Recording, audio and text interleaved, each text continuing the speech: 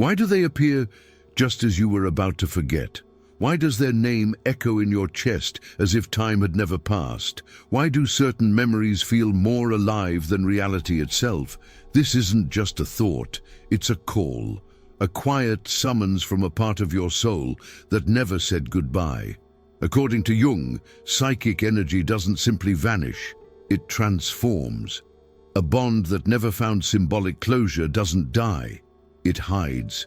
It curls inside your unconscious, like a sealed letter never read. Gregg Braden's studies reveal that the heart isn't just a metaphor, it's a memory field. Your chest remembers what your mind tries to forget. Your body keeps feeling what logic says is over. This video is not about forgetting, it's about listening, because sometimes the thought that returns is a portal, not into the past, but into the part of you that still needs to be found. Let us begin. There are thoughts that don't pass, not because we're stuck, but because something essential never arrived. You think of them again, without wanting to. Their name surfaces like a whisper through time, as if some invisible part of them still lived inside you. You ask yourself, why do I keep remembering someone who is no longer here? But the better question might be, what part of me is still waiting for something that never came? Carl Jung taught that when the psyche cannot fully digest an experience, it repeats it, not literally, but symbolically. In dreams, in obsessions, in the silence between one breath and the next, this returning thought may not be about the person. It may be the voice of an emotion you weren't ready to feel, a goodbye you never gave yourself permission to say, a version of you that got left behind in that gaze, in that moment, in that unspoken word. Gregg Braden reminds us that the heart stores not only feelings, but memories encoded as energy. The emotion lives on, not in your head, but in the field of your being, and so the thought returns, not to torment you, but to remind you that there is still something to hear, that there is still something to name, that the soul doesn't forget what the ego tries to bury. There is a phrase that echoes too easily in spiritual circles: let go. But what if letting go, spoken too soon, is a form of silence that wounds? There are times when the soul is not asking to release, it's asking to be heard. To move on is often confused with healing, but there's a difference between walking forward and walking away from what still aches. There's a difference between forgetting and abandoning a part of you that still whispers at night. Some teachings promise peace through detachment. But if the detachment comes too early, before the pain has spoken, before the goodbye has been lived, it becomes a bypass, an emotional exile, a premature burial of something sacred. Gregg Braden speaks of the intelligence of the heart, not as a metaphor, but as a field that holds the truth of your experience long after the mind has tried to erase it. Your chest remembers what the world asked you to forget. Your breath contracts where the memory still pulses. To truly release something, it must first be touched, felt, understood, integrated. Otherwise, letting go becomes a mask, and behind that mask, the soul waits, not for advice, but for presence. Not all who enter our lives are meant to remain. Some arrive only to stir what was dormant, to ignite a fire not for warmth, but for transformation. There are connections that don't last in time, but leave eternal fingerprints on the soul. You might ask, if they were meant to go, why did it feel so destined? But destiny is not always about permanence. Sometimes it's about awakening. Perhaps they were not the missing piece, but the mirror showing the piece of you had forgotten. The part that longed to feel, to risk, to believe in something larger than logic. Carl Jung taught that the other often represents what we have not yet integrated, an archetype, a catalyst, a flame revealing the shape of our own emotional silhouette. When we say they left, what we might really mean is they arrived, ignited something holy, and now I must carry that fire forward. Greg Braden echoes this through his understanding of resonance. The energy of a connection doesn't disappear. It reorganizes your inner world. And sometimes that shift was the entire reason they appeared. So ask, not just why did they go, but what awakened in me when they arrived that I still haven't fully embraced? Their absence may not be the end. It may be the beginning of your becoming. There are moments when a name is spoken and the air thickens. A familiar voice appears in memory, and suddenly your chest tightens, as if something sacred had been interrupted. Before the mind organizes pain into thought, the body has already listened, already remembered. This is not weakness. This is the language of the nervous system, the soul's handwriting in flesh. Greg Braden reveals that emotions do not simply vanish. They are recorded as energetic impressions, embedded in the electromagnetic field of your body, a field that stretches beyond logic, beyond language. Jung knew that what cannot be resolved in the conscious mind returns in symbols, in sensations, in dreams. But sometimes it returns first as a tremor in the skin, as a contraction in the throat, as a pause in the breath. The body becomes the messenger of what the soul is still grieving, still searching, still reclaiming. Where does your chest ache when you hear their name? Where does your breath falter when their memory arises? These are not random symptoms. They are coordinates, sacred markings on the map of your healing. The thought may be distant, but the body remembers. They appear again, in that place where time dissolves and language turns to image. You see them in a dream. They speak, they leave, they return.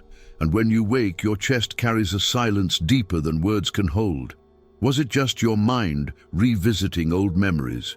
Or was it something older and wiser, reaching through the veil of sleep? Carl Jung believed that dreams are not meaningless echoes. They are messages from the self, the archetypal center of your being, where the conscious and the unconscious meet in sacred dialogue. A dream is not a fantasy. It's a mirror made of shadow and symbol. And sometimes, when the waking world denies you closure, the dream offers a space for the conversation that was never finished. Greg Braden speaks of fields of coherence, frequencies where memory and emotion intertwine. In dreams, the heart and mind align more freely, allowing the soul to revisit what still echoes beneath the surface. So if you dream of their embrace, their departure, their voice calling you through landscapes of feeling, it may not be about wanting them back. It may be about retrieving a part of yourself that only they awakened. The dream isn't the end of the story. It's the soul's way of rewriting it, with presence, with meaning, with grace. She met him briefly, a few weeks, a few conversations, but his presence, it stayed. Long after he left, he continued living inside her thoughts as if her soul hadn't received permission to forget. 2 years passed, and still he would return, not in messages, not in life, but in her mind, like an unfinished song. She thought it was love. She feared it was obsession, but beneath both, it was memory. In the silence of her healing, she began to listen not to the man, but to the echo he left behind. With time and the courage to look inward, she found a younger version of herself still standing by the door. A little girl waiting for a father who never truly said goodbye. The man hadn't created the wound. He had activated the doorway. He had become the symbol. Carl Jung would call this a projection, an archetypal imprint resurfacing through relationship. Greg Braden might say her heart field was still carrying a resonance, not from now, but from then. So she did something sacred. She didn't write to him. She wrote to the child inside her, not to erase the man, but to acknowledge the girl who had never been chosen. And something shifted, not suddenly, not magically, but silently. The thoughts stopped chasing him because she had finally returned to herself. Sometimes the person you can't stop thinking about is only a mirror, reflecting the face of a forgotten you. Did you enjoy the content and it made a difference for you? Click on Super Thanks and support our work. There are thoughts that return like echoes in a canyon, not to haunt, but to guide. You think of them again, not because you haven't healed, but because something in you is still there, in that moment, in that glance, in that invisible goodbye. What if it's not about them at all? What if the thought is the signal that a fragment of your soul never made it back? Carl Jung taught that when pain overwhelms, we fragment, we split. A part of us freezes at the exact point where love became absence, where connection became silence. And now, every time you remember them, you're not remembering the person. You're remembering the part of you that stayed behind. Gregg Braden's work with emotional coherence speaks to this resonance. Your emotional field isn't just data, it's direction.